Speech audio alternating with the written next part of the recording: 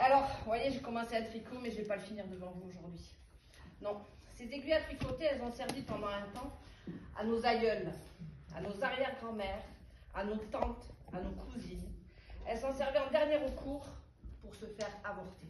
Il a fallu attendre 1975 pour qu'une femme, dans sa condition de femme, déclare devant une assemblée uniquement d'hommes, elle n'avait pas la chance que j'ai aujourd'hui, que ce soit mixte.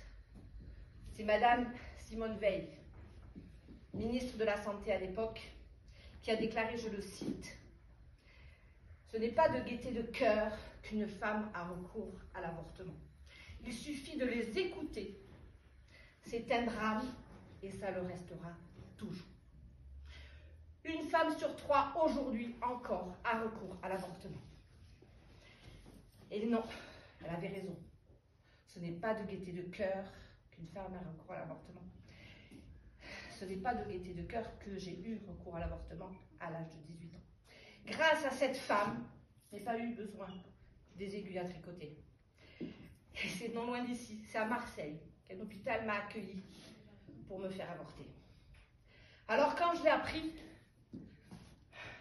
le monde s'est écroulé sous mes pieds. Une fois a suffi. 4 jours il faut pour une femme pour être procréée. Moi, il a suffi d'une fois. Malheureusement, à l'époque, la relation que je vivais avec le partenaire était complètement destructrice. Et si je gardais cet enfant, c'était peut-être mon arrêt de mort que je signais.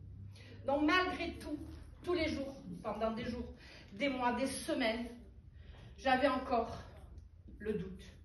Est-ce que je le garde ou est-ce que je le fais sauter, comme on dit? Et au fur et à mesure, il n'y avait qu'une voie qui s'offrait à moi, celle de l'avortement, l'IVG. Donc je me suis rendue à Marseille. Alors ça devait se faire dans la journée. Je rentrais le matin et puis l'après-midi je ressortais, ni vu ni connu. Tellement ni vu ni connu que j'en ai parlé à personne. Aucune personne n'était au courant. Tellement c'était tabou, je n'allais pas dire, ah ben, ce week-end je vais me faire avorter. Non, ça ne s'entend pas. Je ne l'ai pas dit. Et quand je suis arrivée à l'hôpital, j'étais accueillie différemment. Merci, Madame Simone Veil. Et tout s'est bien passé. Jusqu'à ce qu'après, juste l'intervention, une anomalie, et j'ai fait une hémorragie. Et là, je rends grâce. Je rends grâce à cette femme et je rends grâce au service hospitalier qui m'a secourue. Et c'est grâce à eux que je suis là aujourd'hui pour témoigner. Alors je me suis retrouvée sur la table d'opération quelques heures après, perfusée dans une chambre. Imaginez-vous dans quel état j'étais, une survivante. Alors oui, j'avais plus mon enfant, mais moi j'avais survécu à ce drame, comme elle disait, Madame Simone Veil. Ironie du sort, je me réveille dans une chambre, et vous savez qu'il y avait marqué service maternité. Alors que moi je venais de mettre fin à ma maternité, il y avait marqué service paternité. Et le comble de tout, c'est que je n'étais pas seule dans la chambre. Non, une femme qui était là, qui partageait la chambre avec moi. Et vous savez quoi? Elle était là parce qu'elle ne pouvait pas avoir d'enfant. Alors quand j'ai su ça, je ne peux pas dire que les bras m'ont tombé parce que j'étais couchée. Mais pendant un temps, je n'ai pas su quoi dire. D'ailleurs, je n'ai rien dit, encore une fois de plus.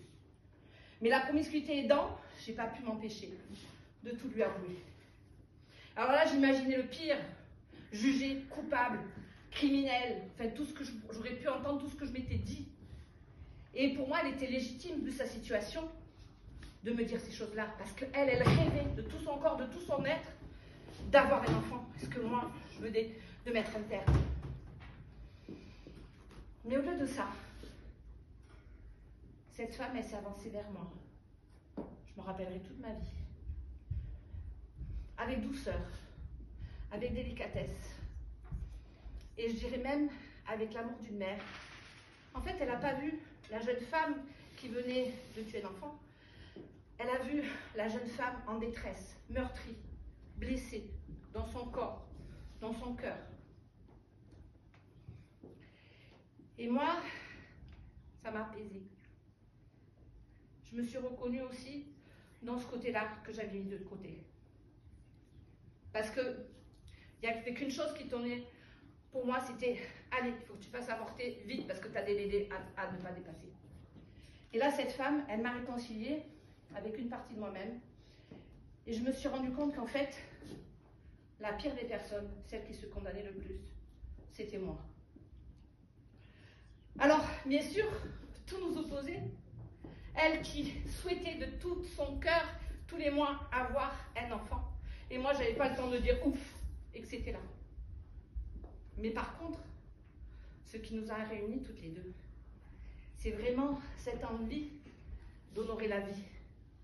Cette envie d'accueillir dans son cœur, dans son corps, dans son ventre, la vie. Et surtout, lui donner tout l'environnement qui est nécessaire à ce que cette vie se développe.